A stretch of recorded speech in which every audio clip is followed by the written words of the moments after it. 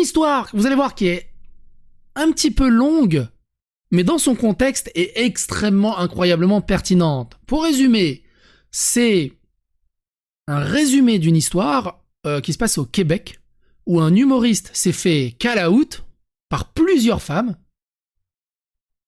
pour un truc voilà, qu'on fait dans les call-out, par plusieurs femmes, plusieurs années après, les femmes disent qu'elles avaient menti et qu'il n'avait jamais rien fait.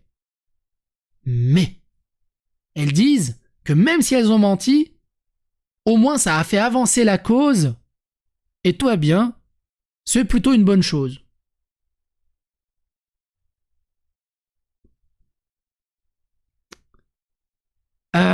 Comment dire ?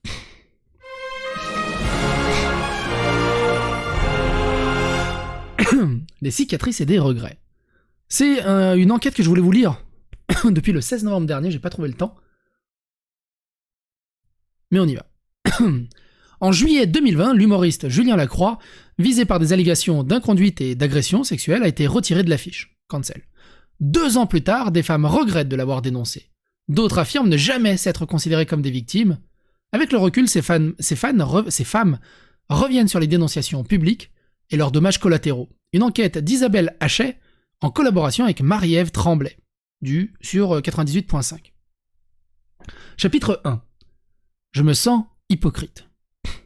Il est arrivé quoi au mec ? Tu vas voir, tout est raconté. Montréal est endormi quand le chemin d'Alice Payet croise celui de Julien Lacroix. C'est l'heure où les derniers fêtards titubent jusque dans leur lit. Alice Payet vient de fermer le bar de l'avenue de Mont-Royal où elle travaille. Elle a bu. Beaucoup. Elle va rejoindre son copain qui dort à l'appartement. En chemin, elle s'arrête au dépanneur 24 heures. Elle sonne à la porte, attend. Sonne encore. Et c'est là, sur le trottoir, qu'elle voit s'approcher le grand brun aux yeux bleus avec qui elle avait flirté un peu. Au cégep. C'est quoi le cégep ? Elle s'exclame « Ah bien ! Ah bah, Julien Lacroix ! Ah ben, Alice Payet !» Alors, grammaticalement et bécheralement, ça doit être correct en québécois, j'imagine. Visiblement, l'humoriste est éméché, lui aussi. Ils discutent quelques minutes. Tu habites dans le coin ? My God, je ne le savais pas. On ne s'est jamais croisés. Au bout d'un moment, Julien Lacroix lui lance Tu veux-tu venir chez nous ? Ouais, ça doit être normal en... C'est guêpe, lycée ? Ok. Tu veux-tu venir chez nous ? Ça va être super bizarre de lire du québécois avec l'accent français. Je sais pas faire l'accent québécois. Ah ben, je rentrais me coucher avec mon copain ? Non, je sais pas faire l'accent québécois. Alice Payet a laissé désister. Clairement, mon langage corporel lui dit « Tu vois bien que je serais allé chez vous si je n'avais pas de copain, mais là, je suis une bonne blonde. » Julien Lacroix la relance. « Ok, c'est bon, je comprends, mais j'habite vraiment juste à côté, hein. Peut te teindre les cheveux. » « Non, je veux rentrer chez nous, je suis saoul, je suis fatigué. » « Ok, c'est bon. Faites que tu ne viens pas chez nous. » « Non, je ne viens pas chez vous. » « Ok, faites que... T'es sûr que tu viennes pas chez nous ? » Je comprends rien à la syntaxisation de la phrase. Julien Lacroix revient sans cesse à la charge, mais le ton est badin. Alice Payet ne se sent pas harcelée. L'échange devient niaiseux et drôle. Il lui demande du feu, puis une dernière fois « Ok, fais que là, tu viens chez nous. » Elle éclata de rire. « Non, je ne viens pas chez vous. » Ah, c'est tu viens chez nous, c'est que il se considère plusieurs dans son slip en fait. C'est pas tu viens chez moi, c'est tu viens chez nous. Ok, fini. Ok, fine. Ah oui, j'aime bien les Québécois, ils luttent tellement pour garder la langue française, ils te mettent des mots anglais toutes les 3 virgules. Cégep, c'est une étape après le lycée à passer avant d'aller à l'université. D'accord. Non mais les pubs, sérieux, t'es sur Twitch, il y a des pubs. Au bout d'un moment, fais-toi une raison. T'imagines, t'es devant la télé, bah j'ai des pubs et tout, et tu le dis à chaque fois. C'est chiant. Sinon, les modos, vous mettez en mots bloqués pub, comme ça, dès qu'il y en a un qui prononce pub. Il lui donne 2 becs sur les joues, puis une 3e sur les lèvres. Malaise. Elle rit un peu, tourne les talons. Bon, ma rentrée, moi, ciao. Il a fait bisous sur quelle lèvre ? Et la rentrée quoi ? 3 ans plus tard, Alice Payet avouera à Julien Lacroix que si elle avait été célibataire ce soir-là, elle aurait accepté son invitation. Elle l'aurait suivi chez lui. Mais comme on l'a vu, c'était une bonne blonde. Elle lui avouera aussi que cet incident, survenu en avril 2019, ne l'a pas marqué au fer rouge, que ça n'a toujours été pour elle qu'une anecdote, qu'elle ne serait jamais considérée comme une victime, et qu'elle regrette, terriblement. Elle regrette parce que son histoire compte parmi celles qui ont constitué un dossier à charge contre Julien Lacroix. Alice Payet est l'une des 9 meufs qui ont dénoncé l'humoriste dans une enquête du Devoir en juillet 2020. J'imagine que Devoir, c'est le Mediapart de là-bas. Ou le Numérama de là-bas. 9 dénonciatrices, 9 allégations d'agression et d'inconduite sexuelle, 9 témoignages qui, placés bout à bout, ont formé un réquisitoire sans appel. Tout d'un coup, le gagnant de 4 Olivier, âgé de 27 ans à l'époque, a été retiré de l'affiche, largué par son absence, abandonné par ses amis, conspué par le tribunal de Facebook, qui en fait un violeur en série, un monstre. La réalité est plus compliquée. Soyons clairs. L'objectif de ce reportage, réalisé en collaboration avec le journal Marie-Ève Tremblay sur 98.5, n'est pas d'absoudre Julien Lacroix, ni de se demander s'il serait temps pour lui de remonter sur les planches. Ce n'est pas davantage de renier le mouvement #moi aussi, putain ils ont même traduit MeToo, qui a permis de libérer la parole, longtemps étouffée, de nombreuses victimes d'agressions sexuelles. Ce n'est pas non plus de mettre en cause la démarche journalistique adoptée par les médias, dont le Devoir dans les enquêtes de ce type. Mais alors que l'on vient de célébrer les 5 ans du #moi aussi, il nous paraît crucial de poser un regard critique sur ce phénomène planétaire. Crucial d'en exposer les limites, tout comme les risques de dérapage, d'où cette plongée en profondeur dans une enquête qui a marqué le Québec. Les témoignages que nous avons recueillis sont troublants. Des dénonciatrices affirment avoir subi des pressions de leur entourage pour témoigner. L'une d'elles, estimant qu'elle serait mal servie par le système de justice traditionnel, ressort encore plus fragilisée de son expérience. Elle n'arrive plus à dire que Julien Lacroix l'a agressée sexuellement, comme elle l'avait pourtant déclaré au Devoir en juillet 2020. D'autres avouent ne jamais s'être considérés comme victimes de l'humoriste, mais avoir voulu passer un message à la société. Ça c'est ouf. Ça c'est ouf. Non mais il m'a rien fait. Mais je voulais quand même passer un message, parce que regardez le nombre de femmes qui se font agresser dont on n'en parle jamais. Fallait faire passer un message. Il y a plein de gens qui sont horribles dehors. Heureusement que je suis là. J'ai défoncé la vie d'un innocent. Payez-moi une bière. Donnez-moi une médaille. Pour elle, Julien Lacroix devait servir d'exemple. C'est le mec est innocent, mais toi tu vas servir d'exemple. Oh oui. C'est ouf. Je trouve ça ouf. Moi, ça m'a fait halluciner, cette histoire. Dans les coulisses, 2 humoristes de la relève se sont activés pour récolter des témoignages. Elles ont incité des femmes à dénoncer sous prétexte qu'il fallait arrêter un dangereux violeur. Elles le croyaient sincèrement, mais toutes 2 étaient en brouille avec Julien Lacroix. Ah, parce qu'en plus, elles s'étaient engueulées avec lui, je dis c'est pas vrai, mais comme je l'aime pas, on va y aller. Et elles sont pas fait cancel. Dans leurs actions, il y avait, à tout le moins, apparence de conflit d'intérêts. Certaines dénonciatrices maintiennent leurs témoignages et estiment que l'humoriste a mérité son sort. Nous ne remettons pas la parole en doute. Mais il faut aussi entendre les femmes qui affirment 2 ans plus tard que si c'était à refaire, elles feraient les choses autrement. Leur parole est tout aussi valide et importante. Longtemps après la publication de l'enquête du Devoir, Alice Payet a tenté de se convaincre qu'elle était une victime de Julien Lacroix. Elle a rejoué 1000 fois dans sa tête le scénario de leur rencontre nocturne. J'essayais de me dire « je suis une victime ». Il faut que je tienne mon bout de victime parce que j'ai du poids. J'ai tellement de poids, je viens de gâcher la carrière de quelqu'un. Je suis une sur 9. Je me sens tellement hypocrite d'être dans les 9 personnes. Alice Payet peut changer son nom de famille en Alice endettée. Elle a une dette envers Julien. Grosse dette. Je pense qu'elle peut aller chez lui maintenant. Pour s'excuser. Chaque fois que Julien Lacroix tente de relever un peu la tête, Alice Payet assiste à un déferlement de commentaires assassins sur les réseaux sociaux. Décroche, ta vie est ruinée comme tu as ruiné la vie de 9 filles. Chaque fois, Alice Payet se sent utilisée pour légitimer cette haine. Mais il ne peut rien y faire. Depuis le premier jour, son histoire ne lui appartient plus. Elle avait cru aux promesses du mouvement Moi aussi, censé redonner la parole aux femmes. Elle a fini par comprendre qu'il les réduisait souvent à un chiffre, 9, dans le cas de celles qui ont dénoncé Julien Lacroix.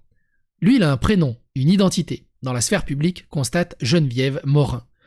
De son côté, elle se sentait réduite à une chose, l'ancienne conjointe agressée par le célèbre humoriste.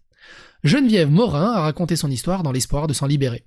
C'est exactement le contraire qui s'est produit. Je ne suis pas libéré du tout, je suis enchaîné à cette histoire-là. Tout le temps.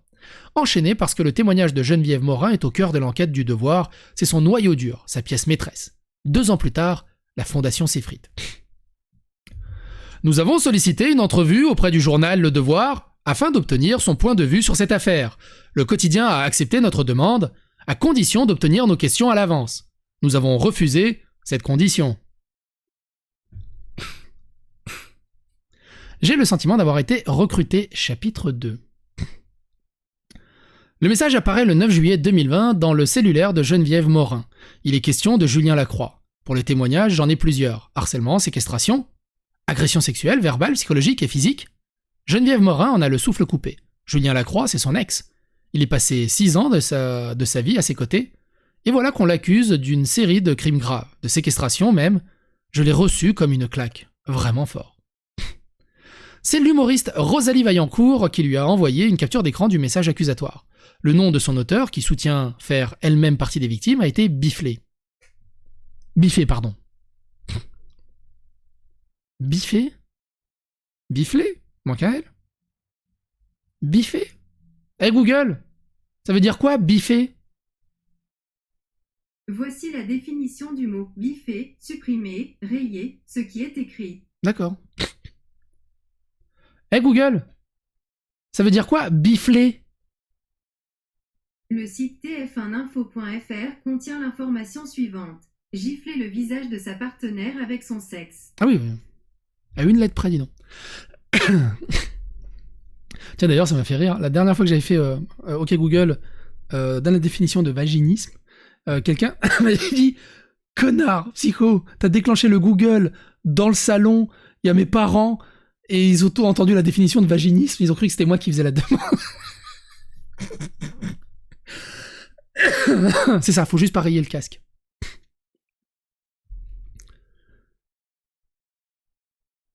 Quelques jours plus tard, Rosalie Vaillancourt confie à Geneviève Morin qu'elle est en contact avec Amélie Pinda, une journaliste d'enquête au Devoir. Elle lui donne son numéro, elle m'encourageait à parler. Geneviève Morin n'avait pas compris que son témoignage deviendrait un point central dans l'enquête du quotidien, et du coup elle pouvait mentir. C'est quoi l'idée? En juillet 2020, une deuxième vague de moi aussi déferle sur le Québec. Des personnalités publiques sont dénoncées les unes après les autres. Il y avait une pression de ne pas se taire, se rappelle Geneviève Morin. C'était violent parce que parfois, moi, j'aurais juste voulu continuer ma vie normalement, je n'aurais pas voulu que ça arrive. Mais la pression sociale est irrésistible. Elle doit parler, c'est son devoir de féministe. Elle termine un mémoire de maîtrise féministe. C'est ainsi qu'elle veut se définir. Si je me tais sur moi-même, sur mes propres valeurs. Si elle se tait, elle choisit son camp, celui de l'agresseur. Alors elle parle. Je pleurais au téléphone quand je racontais ça à Amélie. Je pleurais, j'ai l'impression que j'ai vomi quelque chose, j'ai vomi ce qui m'était arrivé. L'article paraît quelques jours plus tard pour Geneviève Morin, le choc est brutal. Je me souviens du sous-titre en gras et devenir blanche dans mon lit. J'ai raconté mon histoire de manière très émotive à une journaliste qui a pris des notes. Elle regrette aujourd'hui de ne pas avoir apporté une touche de nuance à son histoire. Les sous-titres en caractères gras qui l'a choqué, et aussi entre guillemets, c'est une citation tirée de son témoignage. Il m'a agressé sexuellement.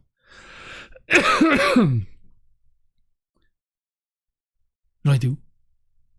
Là. Je n'aime pas ce mot-là, tempère-t-elle. 2 ans plus tard, je ne suis pas fier de moi. Je ne suis pas fier de ce soir-là, de l'avoir repoussé, de lui avoir dit « va-t'en ».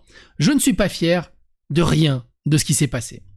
C'était un soir d'octobre 2019. Geneviève Morin et Julien Lacroix avaient rompu depuis 8 mois, mais étaient incapables de couper entièrement les ponts, incapables de se laisser partir pour de bon. Il y avait souvent des pleurs et des engueulades, concède Geneviève Morin.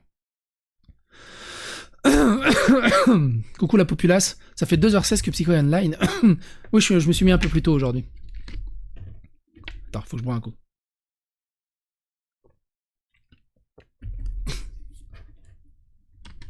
Ils se revoyaient parfois pour coucher ensemble, très tard ce soir-là. Julien Lacroix l'avait rejointe chez elle. Il est venu chez nous pour ça. Ça me tentait, puis à un moment donné, ça ne me tentait plus. Il était très saoul, très intoxiqué. Ce n'était pas agréable. Au bout d'un moment, Geneviève Morin lui a demandé d'arrêter. Il ne l'a pas écouté. Avant de partir, il lui a dit « Arrête de pleurer, Tu ne sais pas à quel point je t'aime.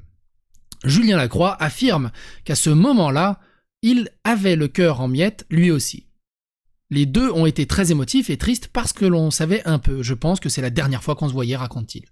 Quelques semaines plus tard, Geneviève Morin lui a écrit pour le conforter. Elle m'a envoyé un message et j'ai fait « Oh, what the fuck ?» Ce n'est pas du tout le truc que j'ai vécu. Il l'a tout de suite appelé pour s'excuser. Il n'avait pas compris qu'il avait dépassé la limite de son ex-conjointe. Peut-être parce qu'il était saoul. Peut-être parce que ce n'était jamais arrivé, en 6 ans de vie commune. Mais après s'être remémoré ces soirées-là, 1 million de fois, il a toujours le sentiment qu'il s'agit d'un malentendu. Est-ce que vous aussi, quand vous biflez votre copine ou votre femme, vous avez le jingle de Street Fighter qui fait J-Ho! Non? Moi, ça me fait ça à chaque fois. J'aime bien. Qu'en pense Geneviève Morin? Julien, il ne veut pas me faire mal dans la vie, répond-elle. C'est quelqu'un qui se fait du mal. Donc, fait du mal aux autres sans le vouloir. S'il y a eu un moment d'incompréhension dans ma limite à ce moment-là, cela s'applique à plein de trucs dans ma relation avec lui. Julien Lacroix le reconnaît. Oui, on s'engueulait, on était un couple sur la fin, et j'étais un ivrogne qui rentrait sous 100%. J'étais un cum de marde, un cham de marde, cum de marde, un mec de merde, un homme de merde, ouais. Mais je ne l'ai pas violé. Est-ce que je le vois comme un violeur? Non, non. Je le vois comme un humain qui a fait des erreurs avec moi. Je n'ai pas ces sentiments-là avec Julien, je ne les ai jamais eus. Julien, ça reste une personne dont je me soucie, je vais m'en soucier toute ma vie. Le prédateur et monstre, ce n'est pas ça. Je ne pense pas que c'est digne de ce que j'ai à dire de lui. Bah, pourquoi tu l'as défoncé il y a 2 ans et pourquoi tu lui as flingué sa vie Elle n'a lu l'enquête du Devoir qu'une seule fois. Son malaise tient au fait que l'article repose largement sur son témoignage. En même temps, tu dis un témoignage, avec le recul, elle a le sentiment d'avoir été recrutée pour livrer son histoire. J'ai senti qu'il y avait un besoin de témoignage. Elle s'est décidée à parler après avoir reçu cette capture d'écran anonyme qui accusait Julien de séquestration. Ce mot-là est grave pour moi, énormément grave. Après coup, elle a réalisé qu'il n'était question de séquestration nulle part. Dans l'enquête, 5 des 9 dénonciatrices faisaient état de baisers non consentis dans des bars ou sur le coin de la rue. 3 autres racontaient avoir eu de la relation sexuelle non consentie avec Julien Lacroix à l'époque où il était encore mineur. Ah bah tiens. Le témoignage de Geneviève Morin était le plus accablant. C'est là que ça l'a frappé. Le monstre qu'on m'avait décrit, c'est moi qui l'ai décrit comme ça, selon l'article. Chapitre 3. L'annulatrice annulée.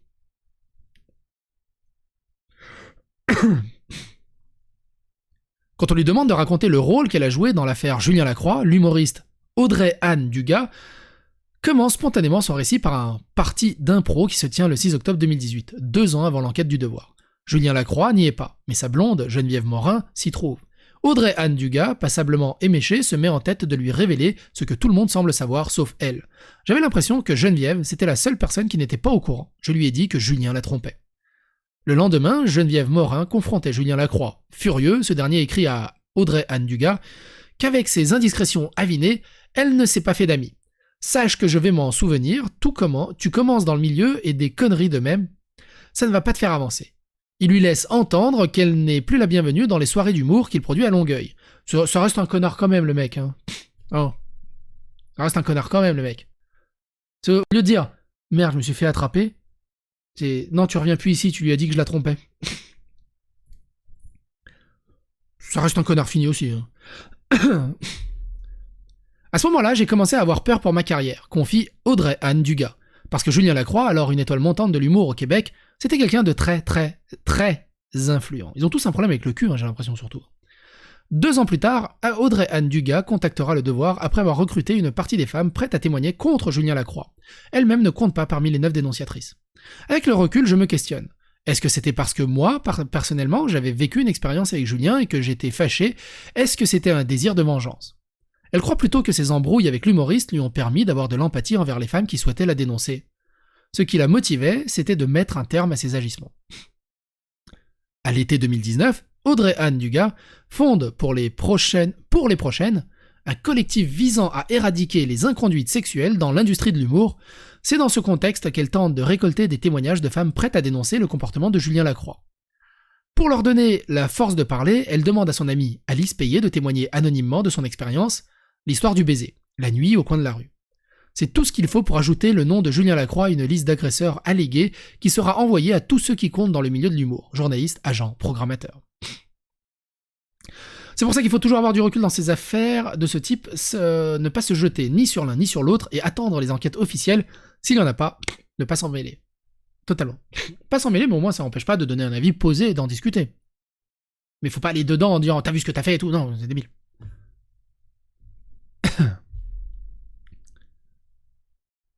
Un an plus tard, en juillet 2020, Audrey Anne Dugas revient à la charge auprès d'Alice Payet, cette fois pour qu'elle raconte son histoire au Devoir. Alice Payet se rappelle avoir senti que son ami lui mettait de la pression et s'être dit « je vais faire ma part pour sa cause, puis elle va me laisser tranquille après ». Elle parle au quotidien sous le couvert de l'anonymat, tant elle trouve son anecdote insignifiante. Avec le recul, j'aurais dû écouter mon petit feeling qui me disait « si tu n'es pas prête à mettre ton nom parce que tu as honte de l'anecdote, tu ne devrais pas participer à ça ».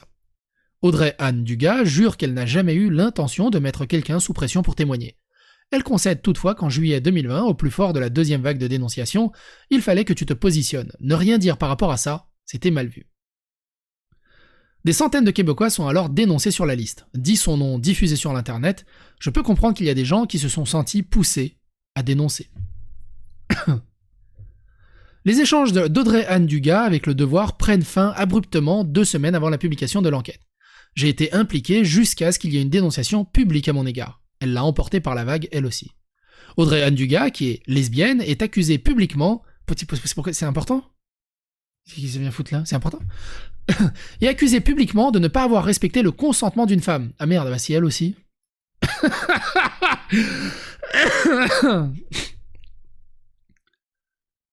Du jour au lendemain...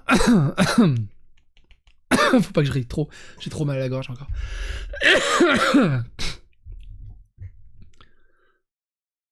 Du jour au lendemain, son monde s'écroule. Elle se fait traiter d'hypocrite, de violeuse, de perverse, de dépravée. J'ai reçu des menaces de mort. Si je te croise dans la rue, je t'étouffe. C'est parce que c'est une femme ? J'ai reçu des menaces de viol. T'imagines quand tu dénonces du coup le mec pour les mêmes sujets, mais que c'est pas vrai, ce qui doit se recevoir aussi ? Elle se retrouve seule devant rien. J'ai perdu tous mes contrats dans le milieu de l'humour. J'étais censé faire 2 spectacles à la télévision, des festivals. Bah, du coup, elle voulait cancel absolument Julien Lacroix. Pourquoi c'est pas elle-même du coup dénoncée dans sa propre annonciation où elle voulait lutter contre les inconduites sexuelles alors qu'elle en est coupable. Et on revient au truc, tous ces gens-là qui sont les chevaliers de l'ultra-vertu à casser les couilles à tout le monde, le nombre de casseroles qu'ils ont dans le dos, ils ne font strictement que de la projection. Et ils essaient de se racheter une race. Elle sombre dans la dépression, tente de se donner la mort. La pire partie, cela a été avec mes amis qui ont coupé les ponts par peur d'être associés à moi ou par déception. La rupture est brutale. Dès le 13 juillet 2020, pour la prochaine annonce sur Facebook, qu'Audrey Anne Dugas a été bannie du collectif. On croit et on supporte les survivantes, nos pensées sont entièrement tournées vers elles. Nos pensées sont entièrement tournées vers elles. On vous croit, le slogan de moi aussi, et celui d'Audrey Anne Dugas avant tout ça. J'étais beaucoup dans le camp du je te crois. On doit croire les victimes coûte que coûte. Il n'y a aucune autre issue, on n'a pas à entendre la version de l'autre personne parce qu'elle va juste vouloir se déculpabiliser. Et ça, c'est complètement faux. Donc ça, c'est Audrey Anne Dugas qui dit ça. Et moi, je vous ai toujours dit, on peut croire la victime, mais on peut aussi croire la personne qui nie, ou qui dit ça s'est pas passé comme ça, ou c'est faux, ou voici ma version des faits. Tant qu'il n'y a pas eu de jugement et des preuves établies, c'est parole contre parole.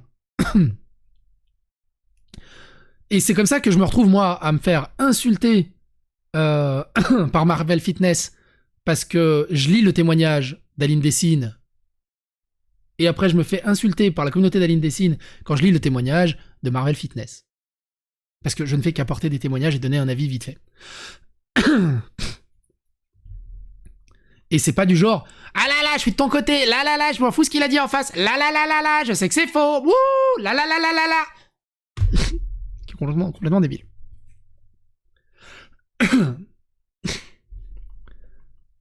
Elle a changé d'avis. La dénonciation qui lui a valu de se retrouver sur la liste dit son nom a été rapporté complètement hors contexte, soutient-elle. Je sais que je vais peut-être avoir l'air d'une méchante, mais il y a 2 côtés à une histoire. Plus tard, elle sera dénoncée par une autre femme. Avec du recul, je me suis rendu compte que c'était vrai et que j'avais des comportements insistants envers des gens. Je ne veux pas blâmer l'alcool, mais je pense que ça a fait en sorte que tu lis peut-être un peu moins les signaux. Julien Lacroix aussi avance que l'alcool, sans être une excuse, explique beaucoup de choses, mais Audrey Anne Dugas refuse de se comparer à lui. Il y a une différence entre une dénonciation publique et une enquête journalistique, qui exige que les témoignages soient corroborés.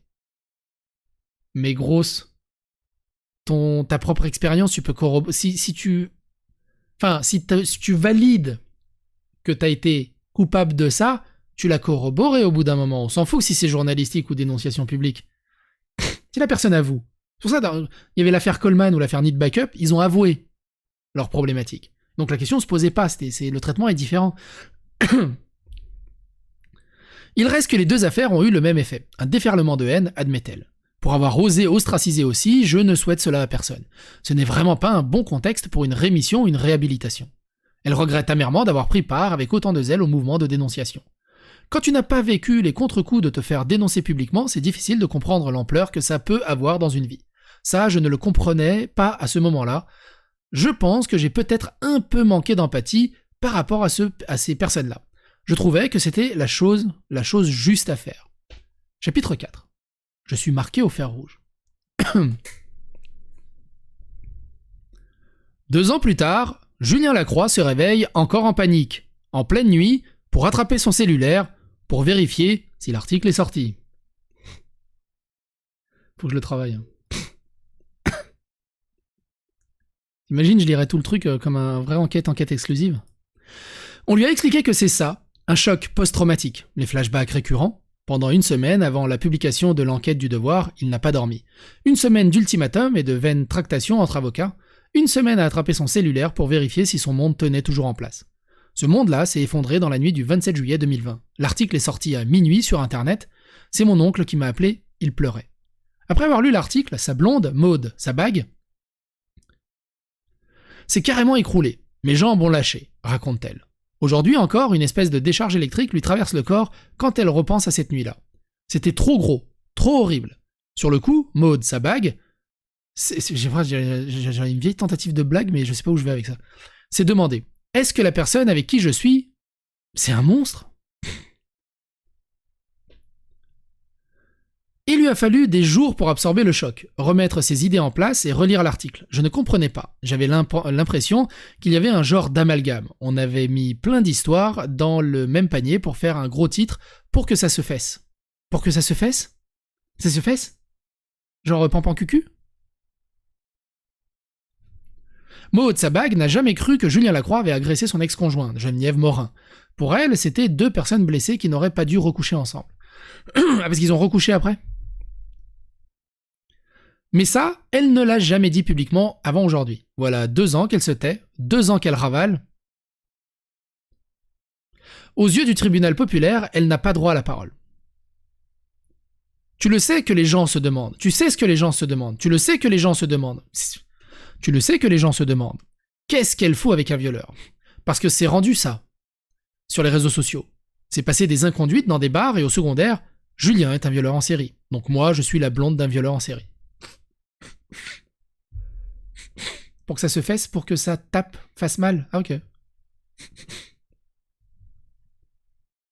Maude Sabag est l'une des rares à ne pas avoir abandonné Julien Lacroix. J'ai perdu 95% de mes amis, dit-il.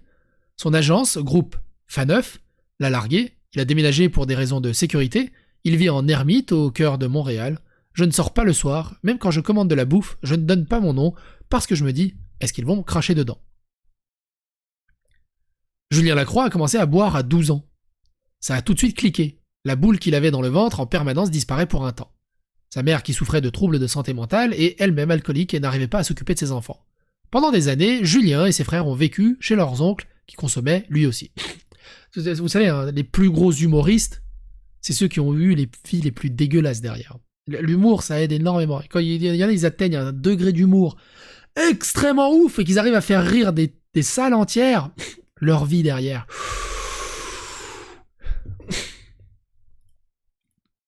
Retrouver un sachet de poudre sur le comptoir de la cuisine, c'est devenu banal. Comme boire une bouteille et demie de vin avant de monter sur scène. Cela allait de soi. J'étais rendu ce personnage-là, raconte-t-il. Je me définissais 100% par alcool, j'étais le gars de la partie, j'étais le gars drôle, au secondaire, avant l'impro, j'allais boire en cachette pour me donner un peu de confiance. Réalisatrice, Maud Sabag, tournait un documentaire sur l'ascension fulgurante de Julien Lacroix dans le monde de l'humour avant de devenir son amoureuse. Dès les premiers tournages, elle a compris que l'humoriste ne tenait pas bien l'alcool, au point de se faire expulser des bars. Je n'ai jamais été témoin de violences sexuelles, mais il était désagréable. Il était super désagréable. C'était la joke de trop. C'était gênant. Avec la moula que tu fais, je te donne des cours de québécois.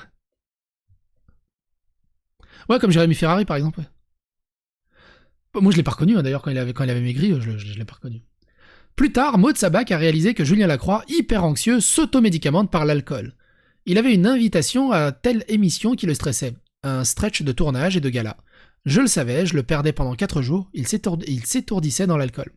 Geneviève Morin a trop bien connu ce scénario. Pendant des années, elle s'est démenée pour inciter Julien Lacroix à affronter ses démons. Mais mon problème, c'est que j'ai été en couple avec quelqu'un qui consommait. C'était ça, le plus gros problème. Bien sûr, l'alcool n'excuse rien, mais on ne cède pas en balayant cette réalité sous le tapis. Le contexte est important, insiste Maud Sabat. Son background familial, l'anxiété, la santé mentale, c'était de ça qu'il fallait parler, ces dernières années. Maud Sabag, on en aurait parlé, elle, dans le documentaire qu'elle a abandonné par la force des choses. Mais déjà, en réalisant, elle savait. Je savais que dans son parcours, Julien allait foncer dans un mur lié à sa consommation d'alcool, c'était évident. Elle ne savait pas que la collision ferait aussi mal. Yo, c'est quel sujet T'auras le début de la vidéo sur YouTube, on va pas résumer parce que le sujet est assez long. Si quelqu'un veut bien lui résumer en 3 lignes sur le chat. Julien Lacroix a arrêté de boire le 10 juillet 2020, 17 jours avant la publication de l'enquête du Devoir. Cela faisait déjà 1 an qu'il s'interdisait de fréquenter les bars pour éviter de s'exposer en état d'ébriété et de mettre sa carrière en péril, mais le mal était déjà fait. Après la publication de l'article, Julien Lacroix a fait une thérapie à la maison Jeanne Lapointe. Depuis, il participe chaque semaine à des réunions de jeunes hommes souffrant d'alcoolisme et de toxicomanie. Il a consulté des psychologues, rencontré des féministes, fait des dizaines d'amendes honorables auprès de ses ex, de ses anciens collègues, même de ses anciens profs. Il tente de faire au mieux, mais chaque fois qu'il essaie de relever la tête, il est complètement détruit par les réseaux sociaux, par tout le monde, regrette Maud Sabac. Dans cette histoire-là, on fait tout sauf dialoguer. On s'acharne, on fesse sur quelqu'un, et à travers lui, on fesse sur tous ses proches, mais personne ne parle. On fesse ? En juillet 2022, Julien Lacroix a tenté un retour sur scène pour marquer ses 2 ans de sobriété. Incapable de louer une salle de spectacle, il a converti un entrepôt. Là, tu fais chier avec ton lave bien bouffé, je meurs de faim. Hey Google, transmets. Quel est votre message? Je t'ai dit de préparer la bouffe pour 21h, maintenant ça va être froid. Mais j'en ai pour une petite demi-heure. J'arrive mon petit cœur. Et je suis négatif au Covid, donc on peut y aller ce soir. N'golo dans la case. Chauffe-toi bien. Ok, je transmets ça tout de suite. Merci. En juillet 2022, Julien Lacroix a tenté un retour sur scène pour marquer ses 2 ans de sobriété. Incapable de louer une salle de spectacle, il a converti un entrepôt. Il comptait jouer devant un modeste auditoire de 25 personnes. Il n'est jamais monté sur les planches. Sa blonde et leur bébé ont reçu des menaces de mort. Des militants ont prévenu qu'ils iraient semer le chaos sur place. L'humoriste a tout annulé. C'était un peu ma dernière chance. Je suis marqué au fer rouge, je vais me faire traiter de violeur pour le reste de ma vie. Il se dit coincé dans un cul-de-sac. J'ai vu un orienteur pour connaître mes avenues, c'était un sketch. Après 3 rencontres, c'est lui qui était déprimé. Travailler en ressources humaines. Penses-tu, Julien Lacroix, qui s'occupe des plaintes? Ironise-t-il. Travailler chez Costco. Je voudrais bien, mais ça va prendre 14 secondes et on va me filmer. Fait du bénévolat, il a offert ses services à 3 organismes qui ont poliment décliné. Alors il est père à la maison. Chaque jour, je me dis, une chance que j'ai un bébé. Il n'y a personne qui veut me faire travailler autant dans le milieu qu'ailleurs. Il n'y a personne. Nulle part. Le lendemain de la publication de l'enquête du Devoir, Maud Sabat a trouvé les lettres de suicide de son amoureux. Je suis rentré à la maison et il y avait laissé une lettre pour tous ses frères et pour moi. Pour être honnête, j'y pense chaque jour, avoue Julien Lacroix. 2 ans plus tard, il y a mon fils, et je ne veux pas abandonner. Mais en même temps, je ne sais pas quoi faire. Dans un monde utopique, il aimerait remonter sur scène, une fois, juste pour voir si j'aime ça, à jeun. Mais il est conscient que ça n'arrivera probablement jamais plus. Je le sais que je ne retournerai pas aux Gémeaux. Le deuil de mon métier et de mon rêve de petit garçon, il est vraiment entamé. Tout ce qu'il veut désormais, c'est retrouver une ouverture à une vie qui se peut. Chapitre 5. Une dynamique de taquinerie. Elle, c'est Rosalie Vaillancourt. Imi. Je n'ai jamais eu l'impression d'être une victime de Julien parce qu'on était copains. On niaisait tout le temps. L'humoriste Rosalie Vaillancourt soutient avoir été claire depuis le début. Elle ne se considère pas comme une victime de Julien Lacroix, avec qui elle a souvent partagé les planches. Malgré tout, elle compte parmi les 9 victimes alléguées de Julien Lacroix dans l'enquête du Devoir. C'est déjà arrivé qu'il lève ma robe devant des gens et qu'il m'embrasse de force. Regrette-t-elle dans l'article publié en juillet 2020. À l'époque, Rosalie Vaillancourt avait d'ailleurs demandé à sa gérante, Annie Parizeau, de corroborer son témoignage. Cette dernière se souvient. Rosalie me disait « Parle aux journalistes. Les journalistes veulent que tu confirmes. T'étais là ce soir-là. Annie, tu l'as vu, Julien. Levez ma jupe. » Annie Parizeau... Ah oui, mais c'est 2 humoristes. Est-ce que c'était pas dans le cadre de l'humour? Et qu'ils instrumentalisent des blagues détournées, du coup? Annie Parizeau, lui, affirme lui avoir répondu sans enthousiasme. « Oui, mais je t'ai vu aussi pogner le pénis à Julien ce soir-là. » Hey Google, donne la définition de pogner. Putain, il le dit dans le salon. Hey Google, donne la définition de pogner. Le site fr.wiktionary.org contient l'information suivante. Surprendre, attraper, pincer. Se faire pogner par son patron. D'accord. Donc en gros, elle a pris que ce qui l'intéressait, parce qu'ils étaient vraiment dans le même genre de jeu humoristique en fait. Ils jouaient à Chabit, quoi. C'était un jeu qui durerait depuis longtemps entre les 2 jeunes humoristes, qu'Annie Parizeau a tous 2 représentés. C'était à qui pousserait la vulgarité le plus loin. Jusqu'où tu vas aller, toi? À ton tour. Rosalie riait aux éclats. Je n'ai pas vu une femme traumatisée du tout, raconte leur ancienne gérante. T'imagines le mec, il rentre dans le jeu de sa copine, qui est d'un humour trash, et elle va dire « Ouais, j'ai jamais dit ça, bah, c'est scandaleux, t'es un horrible personnage. » Le mec, il pète un câble. Le mec, il pète un câble. T'imagines l'injustice de fou dans sa tête? T'imagines l'injustice de fou dans sa tête? Il a peur de commander un Uber Eats parce qu'on... T'imagines? À Wizbot, t'arrives pile au bon moment avec cette anecdote. Magnifique. Magnifique, Wizbot.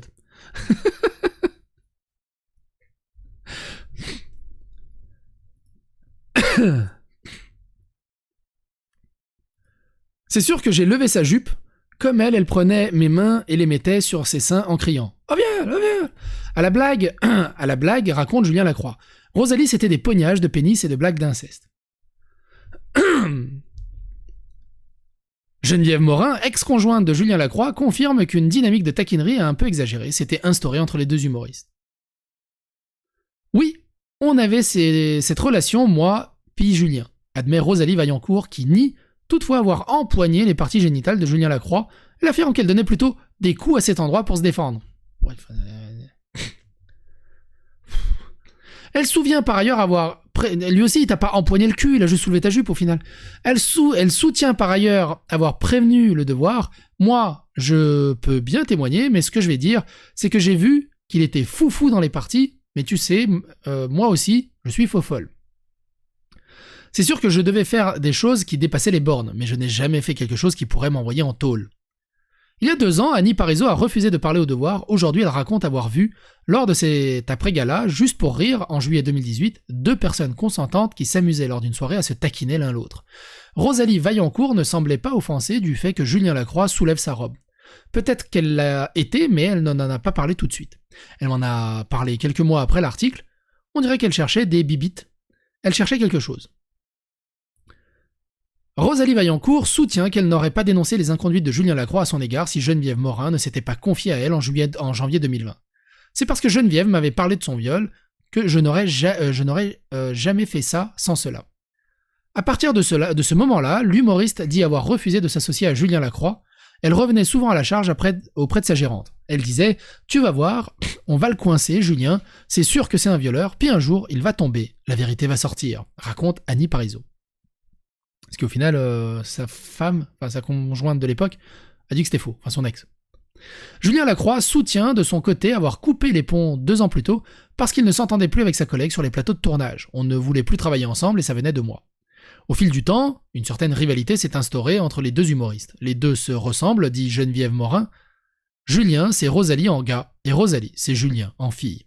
C'est une dynamique vraiment étrange dans un milieu hyper compétitif. Je trouve que dans l'humour, ils sont très semblables, confirme Annie Parizeau. Elle ne va pas jusqu'à dire que Rosalie Vaillancourt l'a dénoncée par jalousie, mais clairement, ça la frustrait beaucoup, beaucoup, s'il lui avait des contrats et pas elle. Rosalie Vaillancourt se défend d'avoir témoigné contre Julien Lacroix pour anéantir sa carrière. C'est sûr qu'on avait des conflits, mais de là à vouloir retirer ça à quelqu'un, jamais.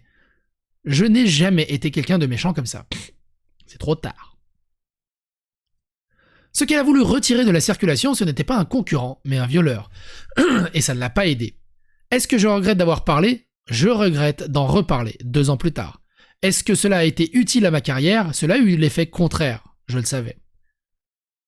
Ce qu'elle ne savait pas, c'est que le scandale lui collerait à la peau. Je ne me sens pas bien avec cette affaire-là. Ça ne me tente plus d'en parler, parce que dans ma tête, mon rôle était minime. Si j'avais su, je n'en aurais jamais parlé. Chapitre 6. Dénoncer pour l'exemple.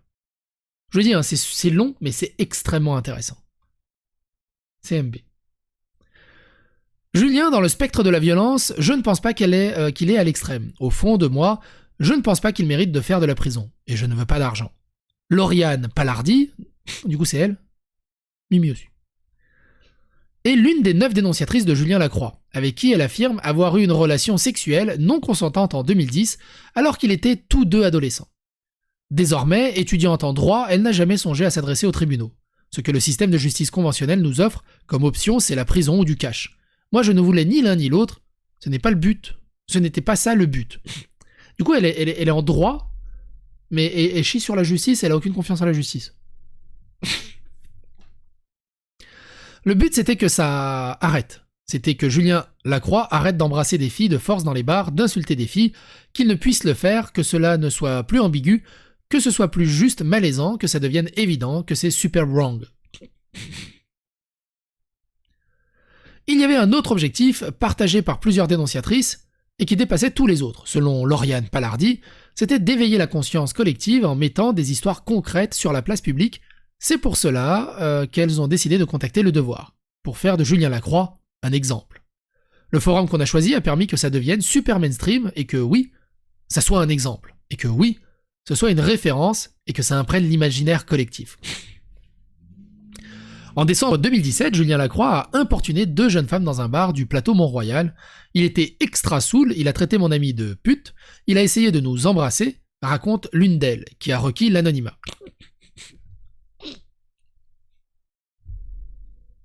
Les 2 amies comptent parmi les 9 dénonciatrices de Julien Lacroix, l'une d'elles explique. Je ne l'ai pas fait pour me rendre justice, mais pour passer un message. C'est vraiment pour ça que j'ai parlé, mais personnellement, je n'ai pas eu de séquelles psychologiques intenses. Julien Lacroix n'est pas seul dans le bar ce soir-là, se souvient la jeune femme. Ses 2 amis, les 2 bozos, ils n'étaient pas mieux, et ça aurait pu être eux. Elle aurait pu les dénoncer plutôt que Julien Lacroix, le nombre de gars qui ont des comportements de marde et qui agissent comme ça dans la société et personne ne dit jamais rien. À un moment donné, il faut des exemples. Malheureusement, c'est tombé sur lui. Mais ça aurait pu être un autre gars. C'est sympa, hein ? Ta vie est détruite et t'as juste servi d'exemple. C'est magnifique. Personne n'a aucune séquelle, il s'est rien passé. Limite, ils regrettent tout ce qu'ils ont dit, mais il faut qu'ils servent d'exemple. Pour les autres. Ils sont tellement en détresse à choper des points de vertu qu'ils chopent même des innocents maintenant pour les... On en parle de Daniel Arras qui a insulté la démocratie, il était un peu en retard, on a déjà fait la vidéo là-dessus. Lauriane Palardi et Julien Lacroix fréquentaient le collège du Rocher à Saint-Lambert. Quand ils ont couché ensemble, à la fin d'une partie, elle avait 16 ans, il en avait 17. Je l'ai vécu comme quelque chose de vraiment désagréable, limite violent, mais pas comme une agression parce que je ne comprenais pas grand-chose au consentement à cette époque-là, a-t-il raconté au Devoir. 2 autres anciennes élèves du collège ont témoigné avoir eu des expériences semblables en 2010. Il y a une part de moi qui me dit que nous manquions sûrement d'éducation, lui comme nous. Moi-même, je ne suis pas sûr que je le savais. Dans ce temps-là, que le fait que je sois mal à l'aise et que ça ne me tente pas. C'était parce que je ne consentais pas. La définition d'agression sexuelle est tellement plus réduite à ce moment-là dans ma conscience, il fallait vraiment que ce soit évident, il fallait que ce soit violent. La notion d'usurper le consentement, de trouver des stratagèmes pour arriver à ses fins, ça ne faisait pas encore partie de sa définition. Julien Lacroix plaide qu'à 17 ans, sa propre définition était tout aussi limitée. Comment tu veux que moi je sache que tu as été mal si toi-même tu ne le savais pas ? 16 ans et 17 ans. Les 2 étaient mal, si c'est leur première expérience, évidemment. On sent ton côté papa quand tu regardes les viewers. Ah bon? Pourtant, j'essaie d'être gentil. S'il nie avoir forcé quiconque à avoir des relations sexuelles avec lui, il admet que le consentement, ce n'était pas clair en 2010, pour lui non plus. C'est comme si on ajustait l'histoire à nos yeux d'aujourd'hui. Lauriane Palardy s'est demandé s'il fallait déterrer ces histoires vieilles de 10 ans. Dans le cas de Julien, ce que ça a continué après. C'est d'ailleurs ce qui m'a donné le hoquet moral pour faire intervenir des choses du passé. Elle a su que ça continuait en visionnant une vidéo YouTube de Rosalie Vaillancourt en mai 2020. Personne ne peut tuer l'humour, il y a plein de violeurs dans ce milieu-là, puis ils n'ont rien, eux, déplorait l'humoriste dans la vidéo. Eh bah, tu veux pas les dénoncer eux plutôt qu'un innocent? Après avoir contacté Rosalie Vaillancourt, Lauriane Palardy a été convaincue de la gravité de la situation et a rallié des femmes qui avaient côtoyé Julien Lacroix à l'école secondaire et qui étaient prêtes à dénoncer ses comportements de l'époque. Le fait que Julien Lacroix ait été mineur en 2010 n'a pas vraiment été une considération. S'il avait été mis en terme à ses comportements une fois adulte, dit-elle, ça aurait pu être différent. Saurait, oh la vache. Ok. Je ne me serais peut-être dit, cela appartient au passé, on n'avait pas cette éducation-là à l'époque, je ne peux pas lui en vouloir pour ça. Mais ça continuait, il était temps de passer à l'action. Lauriane Palardy n'a jamais voulu que Julien Lacroix soit banni de l'espace public. La violence sexuelle, c'est un gros spectre, dit-elle. Beaucoup de gestes reprochés à Julien sont comme dans le gris. Et c'est pour ça que moi, encore à ce jour, je trouve que cela a été drastique. On pouvait s'attendre à ce qu'il soit cancelled, mais personnellement, ce n'était pas mon but. La vérité, c'est que ce pourquoi on l'a dénoncé, il y a plein de gens qui ont fait ça, et qui font ça. Ce n'est pas un psychopathe, ce n'est pas un démon, il n'est pas tellement pire que le commun des mortels, mais on vit dans une société problématique, et c'est ça qui est grave. Elle regrette que Julien Lacroix ait reçu des menaces. C'était le prix à payer pour faire bouger les choses. Je pense vraiment que cela a éveillé les consciences et que 2 ans plus tard, on n'a pas les mêmes discussions entourant les violences sexuelles et la culture du viol. Vous avez détruit une vie pour votre sacro-saint combat. Qu'est-ce que ça vous coûtait de prendre quelqu'un qui est vraiment coupable, sachant que le milieu est gangréné par ça?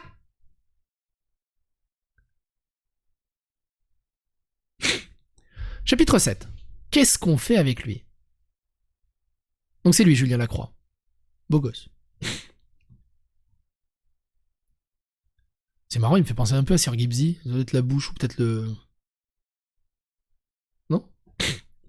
En furetant sur le web, l'été dernier, Alice Payet est tombée sur le site Dit son nom, un groupe anonyme qui prétend exposer au grand jour les agressions et les inconduites sexuelles de plus d'1 millier de Québécois. Accolé au nom de Julien Lacroix, il y avait le nombre de ses victimes présumées. 9.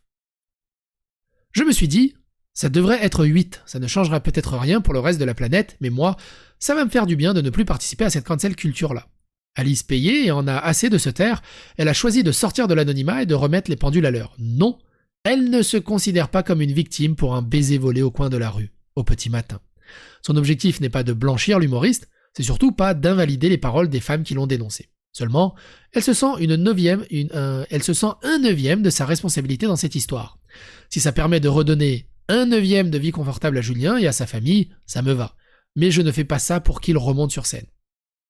Peut-être qu'il va commencer à revivre ce fameux Julien. À ses yeux, Julien Lacroix ne mérite pas autant de haine. On dirait que la société s'est dit « Ok, il n'est pas condamné au criminel, c'est à nous de lui faire vivre l'enfer ». L'été dernier, donc, Alice Payet a appelé Julien Lacroix. Ils se sont donné rendez-vous au parc. Je voulais m'excuser parce que je me sentais extrêmement mal. Je me sentais mal que mon témoignage ait joué ce rôle-là. Elle a trouvé en Julien une personne fragile qui a tout perdu. Elle lui a confié « Je ne sais pas si tu es un trou du cul, mais avec moi, tu n'as jamais rien fait de pas correct. Je serais allé chez vous si je n'avais pas eu de cum. » Mais il n'est pas trop tard? Ah oui, mais non, mais il a un garçon maintenant, il a des enfants. Enfin, il y a d'autres moyens pour s'excuser. Pour moi, tu n'es pas un monstre. Pour moi, tu n'es pas un agresseur. Pour moi, tu n'es pas un violeur. Pas paye-lui le resto, au moins. Elle a senti qu'elle lui enlevait un poids des épaules, 1/9 de poids. Début octobre, Geneviève Morin a aussi rencontré Julien Lacroix dans un parc. Ça fait 2 ans qu'il ne boit plus. J'ai vu la vraie personne. Moi, au départ, je suis tombée amoureuse d'un gars qui n'était pas saoul tous les jours. Et j'ai vu cette personne-là. Elle existe. Chum, pas cum. Ah, ok. Désolé. Chum, ça fait bizarre de le dire. Du coup, Mary Poppins, quand elle fait chum chum cheminé, chum chum cheminé, chum chum cherry, elle parle de mec. Surtout, elle a entendu les mots qui réparent. 2 petits mots qu'elle attendait depuis longtemps. Je m'excuse. Pas spécifiquement pour la relation sexuelle d'octobre 2019, mais pour l'ensemble de l'œuvre en 6 ans de vie commune. L'alcool, la drogue, les infidélités. Il lui a avoué qu'il aurait rendu folle n'importe qui. Et ça, plus que toute autre chose, ça lui a fait du bien. Geneviève Morin a présenté ses excuses à Julien Lacroix, elle aussi. Je me suis excusé pour tout ce que cela a créé. L'impact de cette publication dans Le Devoir est à mon avis démesuré. Si j'avais à refaire les choses, je les ferais autrement. Je ne souhaite pas à Julien toute cette violence-là. Elle a un message pour les internautes qui se déchaînent contre son ex-conjoint. Ce que je dis, c'est lâchez-le. Ça suffit. Trouvez-vous des passions, des loisirs, des gens à aimer. Transformez votre énergie ailleurs. Moi, je vous le dis, je me suis assise avec et c'est rendu un meilleur humain. 2 ans plus tard, Geneviève Morin se demande à quoi tout cela a servi. Des mèmes, des commentaires, cela a fait jaser. J'ai servi à faire jaser. Elle croyait prendre part à un mouvement qui allait fortement ébranler la société, changer des trucs, mais ça n'a rien changé du tout, regrette-t-elle. Je trouve que les médias n'aident pas et stigmatisent la question du cancel. Ils ne font pas avancer l'histoire et ça ne fait pas du bien. Les personnes dénoncées sont traitées comme si elles avaient été la lèpre. Ou pire, on les déteste, on les hait, on les cancel. On lui avait pourtant vendu ça comme une sorte de justice réparatrice, dans un monde où la justice traditionnelle sert mal les victimes de violences sexuelles. Au contraire, Geneviève Morin sort de son expérience fragilisée. Ce lynchage public n'aide ni les personnes dénoncées, ni celles qui le dénoncent, a-t-elle fini par comprendre douloureusement. Je suis tanné d'être associé à cette histoire-là, je suis tanné d'être une victime, 2 ans de ma vie, c'est suffisant. Je suis Geneviève, et quoi ? Et lui, c'est Geneviève qui parle du coup. Je suis Geneviève. Et lui, il a peut-être temps qu'il réapprenne c'est qui ? Julien. Comment Julien peut fonctionner en société, il n'a pas besoin qu'on lui fasse cette place-là. Il existe, on n'est pas dans Harry Potter, il ne peut pas disparaître, il existe. Qu'est-ce qu'on fait avec lui ? C'est une histoire vraiment intéressante, elle. Comme je l'ai dit, elle est longue, mais elle est vraiment extrêmement intéressante. Mais comme le disent les vrais féministes, ce genre de dénonciation, c'est totalement anti-productif, quoi. C'est un truc de dingue. Un truc de dingue. Bref, quoi qu'il en soit, n'hésitez pas à donner votre avis, votre opinion dans les commentaires, n'hésitez pas à faire que c'est l'algorithme de YouTube. Et à bientôt pour d'autres aventures. J'en peux plus. Mon nez, il est en train de se boucher de ouf.